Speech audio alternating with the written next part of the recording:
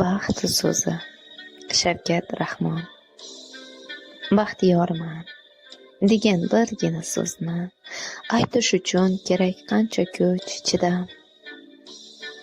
Garchi baxt so'zlarning eng yoqimligi, garchi tursa hamki tilning uchida. Og'ir botmasmikin bu so'z kimgadir? Tegib ketmasmikin oh-vohlariga? Qandoq bardosh berib yashayman keyin baxtsiz kimsalarning nigohlariga? Avvalo bu so'zni o'zgalar aytsin. Aytsinlar ko'zlari quvonchga to'lib. Elning baxti uchun umrini tikkan shoirlar aytmasin birinchi bo'lib. Bu so'zni bir umr aytmay yashadim.